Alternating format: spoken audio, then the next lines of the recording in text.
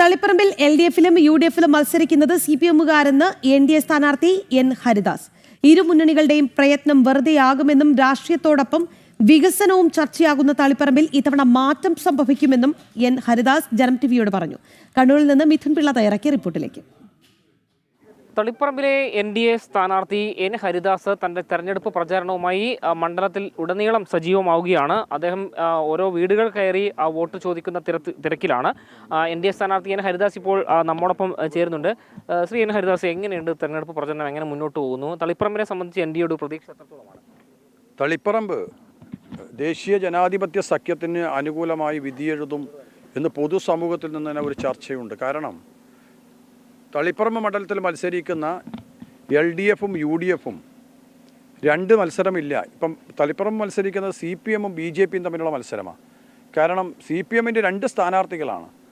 ചെറുപ്പം മുതൽ DYFI-യിലൂടെയും SFI-യിലൂടെയും പൊതുരംഗത്ത് വന്നിട്ടുള്ള TK ഗോവിന്ദൻ എന്ന് പറയുന്ന സജീവ CPM പ്രവർത്തകൻ. ഏകദേശം അദ്ദേഹത്തിൻ്റെ ജീവിതകാലം മുഴുവൻ മറ്റൊരു ആശയത്തിലേക്കോ മറ്റൊരു ചിന്തയിലേക്കോ പോകാതെ തൻ്റെ രാഷ്ട്രീയ പ്രവർത്തന മണ്ഡലമായ CPM-ൻ്റെ കേന്ദ്രമായ തളിപ്പറമ്പിൽ നിരവധി ചുമതലകൾ വഹിച്ച ഒരു സമുന്നത നേതാവ് തന്നെയാണ് അദ്ദേഹം. ആ പ്രസ്ഥാനവുമായിട്ട് വലിയ പടലപ്പിഴക്കം കാരണം പൊടുന്നനെ പ്രസ്ഥാനം മാറി സ്വതന്ത്രനായി മത്സരിക്കുകയാണ്. കോൺഗ്രസ് എന്ന പ്രസ്ഥാനത്തിലെ സാധാരണക്കാർക്ക് എങ്ങനെയാണ് ചിന്തിക്കാൻ സാധിക്കുക? കാരണം ഗോവിന്ദൻ മത്സരിക്കുന്നത് സ്വതന്ത്ര ചിഹ്നത്തിലാണ്. ഗോവിന്ദനെ കോൺഗ്രസ് സ്വീകരിച്ചപ്പോൾ ഗോവിന്ദൻ്റെ ഡിമാൻഡ് എന്തായിരുന്നു എന്ന് പറഞ്ഞാൽ, ഈ കൈപ്പത്തി ചിഹ്നത്തിൽ ഞാൻ മത്സരിക്കാൻ തയ്യാറല്ല. കാരണം എനിക്ക് ആ ചിഹ്നത്തോട് പോലും അലർജിയാണ്. ഞാൻ മത്സരിക്കുന്നത് CPM-നെ തകർക്കാനല്ല, അതിൻ്റെ തെറ്റുതിരുത്താനാണ്. CPM-ലെ തകർക്കാനല്ലാത്ത ഒരു പ്രസ്ഥാനത്തിൽ നിന്നുകൊണ്ട് എങ്ങനെയാണ് CPM-നെതിരെ മത്സരിക്കുന്നത് എനിക്ക് മനസ്സിലാവുന്നില്ല. കോൺഗ്രസിൻ്റെ വോട്ട്, സാധാരണക്കാരൻ്റെ വോട്ട് വാങ്ങി നാളെ ജയിച്ചു കഴിഞ്ഞാൽ ഗോവിന്ദ എന്നൊരു വിളി പിണറായി വിജയൻ വിളിച്ചു കഴിഞ്ഞാൽ ഗോവിന്ദൻ അങ്ങോട്ട് പോകും, സ്വതന്ത്രമായിട്ട് മത്സരിക്കുകയാണ്. ഈ കോൺഗ്രസ്സുകാരനൊക്കെ വെറുതെ അക്ഷീണം രാവും പകലും ഉറക്കൊഴിഞ്ഞിട്ട് ഗോവിന്ദന് വേണ്ടി പണിയെടുക്കുന്നത് എന്തടിസ്ഥാനത്തിലാണെന്ന് എനിക്ക് മനസ്സിലാകുന്നില്ല. കാരണം സാധാരണ കോൺഗ്രസ്സുകാർ എത്രയോ ആളുകൾ ഈ പ്രദേശത്തുണ്ട്, സജീവ കോൺഗ്രസ് പ്രവർത്തനം നടത്തുന്ന ആളുകൾ. അവരൊക്കെ ഈ തെരഞ്ഞെടുപ്പ് വേളയിൽ ഈ ഗോവിന്ദൻ്റെ പിറകെ നടക്കേണ്ട ഒരു ഗതികേടിലാണ് ആ പാർട്ടി എത്തിച്ചേർന്നിട്ടുള്ളത്. അതുകൊണ്ട് തന്നെയാണ് CPM-ഉം കോൺഗ്രസും അല്ല മത്സരം, ഇവിടെ CPM BJP-യുമാണ് മത്സരം. ശ്യാമളയെ സംബന്ധിച്ചോളം നമുക്കെല്ലാവർക്കും അറിയാം. സാജൻ എന്ന് പറയുന്ന സഖാവിനെ, കാരണം അദ്ദേഹം വിദേശത്ത് ജോലി ചെയ്ത് അവിടെ നിന്നുണ്ടാക്കിയ സമ്പാദ്യം കൊണ്ട് ഒരു പാർത്താസ് കൺവെൻഷൻ സെൻറ്റർ തുടങ്ങിയപ്പോൾ അതിൻ്റെ പെർമിഷന് വേണ്ടി 4 സഖാക്കൾക്ക് ജോലി കൊടുക്കാൻ തന്നെയാണ് അദ്ദേഹം പടുത്തുയർത്തിയത് ഈ സ്ഥാപനം. പക്ഷേ അവിടെ ആന്തൂർ മുനിസിപ്പാലിറ്റിയിലെ ചെയർപേഴ്സൺ ആയിട്ടുള്ള ശ്യാമള പറഞ്ഞത്, നിൻ്റെ നിരവധി ചെരുപ്പ് തയഞ്ഞാലും നിൻ്റെ ചെരുപ്പിൻ്റെ കണ്ണി പൊട്ടിയാലും ഞാനിരിക്കുന്ന കാലത്തോളം എനിക്ക് പെർമിഷൻ കിട്ടില്ല, അതിന് എനിക്ക് ചില നിബന്ധനകളുണ്ട്, എൻ്റെ മക്കൾക്ക് അതിലൊരു സ്വാധീനം ചെലുത്തുന്ന രീതിയിലേക്ക് അതിനെ കൊണ്ടുപോകണം, എന്നാൽ മാത്രമേ ഞാൻ അതിന് അംഗീകാരം കിട്ടുമോ എന്നാണ് പൊതുസമൂഹത്തിൽ അന്ന് ചർച്ചയായിട്ടുള്ളത്.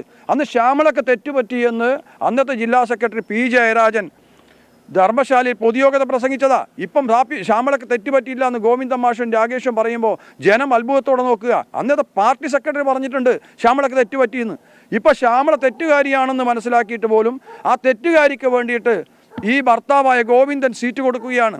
ഇപ്പം മക്കൾ രാഷ്ട്രീയമാണ് പറയുന്നത് കോൺഗ്രസ് പലപ്പോഴും പറയുന്നത്. കോൺഗ്രസ് ഇതിലിപ്പം LDF-നെ സംബന്ധിച്ച് ശ്യാമളയുടെ സ്ഥാനാർത്ഥിത്വമാണ് വലിയ വിഷയം, ചർച്ചാ വിഷയമായിക്കൊണ്ടിരിക്കുന്നത്. മറ്റൊന്ന് കോൺഗ്രസ് അല്ലെങ്കിൽ UDF-നെ സംബന്ധിച്ചാണെങ്കിൽ പഴയ CPM ജില്ലാ സെക്രട്ടേറിയറ്റ് അംഗമാണ് അവരുടെ സ്ഥാനാർത്ഥിയായിട്ട് മത്സരിക്കുന്നത്.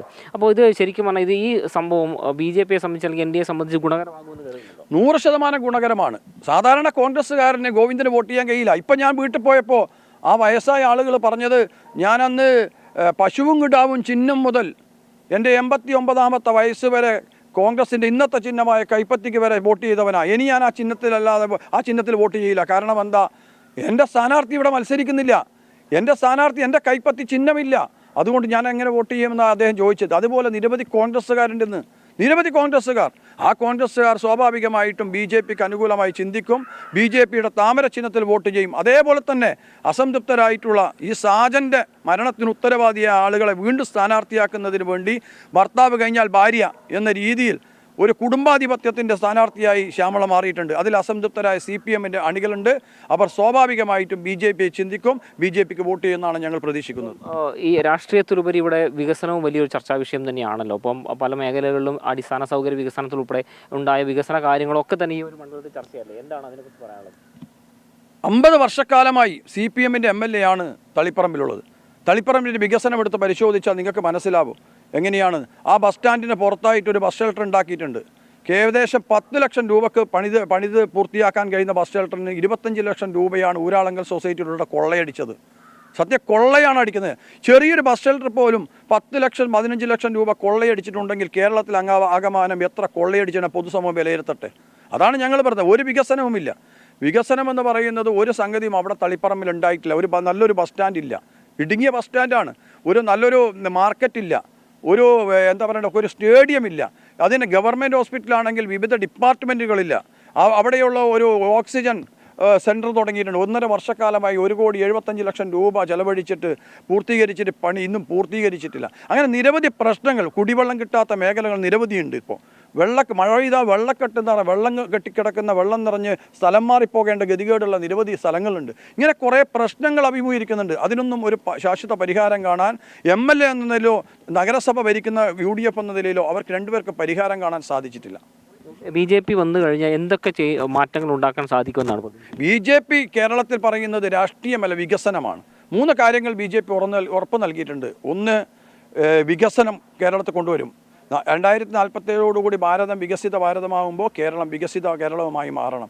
അതുപോലെ വിശ്വാസ സംരക്ഷണം BJP പറയുന്നു. വിശ്വാസ സംരക്ഷണം നമുക്ക് എല്ലാവർക്കും അറിയാം. വിശ്വാസത്തെ തകർക്കുന്നതിന് വേണ്ടിയുള്ള സമീപനം സ്വീകരിക്കും. അതുപോലെ സുരക്ഷിത കേരളം. ഈ 3 കാര്യം, സുരക്ഷിത കേരളവും വിശ്വാസ സംരക്ഷണവും വികസിത കേരളവും, ഈ 3 മുദ്രാവാക്യങ്ങൾ വികസനം കൊണ്ടുവരും. ഇവിടുത്തെ കുട്ടികൾക്ക് ഇവിടെ പഠിക്കാനും ഇവിടെ ജോലി ചെയ്യാനും ആവശ്യമായിട്ടുള്ള സംവിധാനം ഒരുക്കുമെന്ന കാര്യത്തിൽ യാതൊരു സംശയവുമില്ല. ഏതായാലും എല്ലാവിധ ആശംസകളും നേരുന്നു.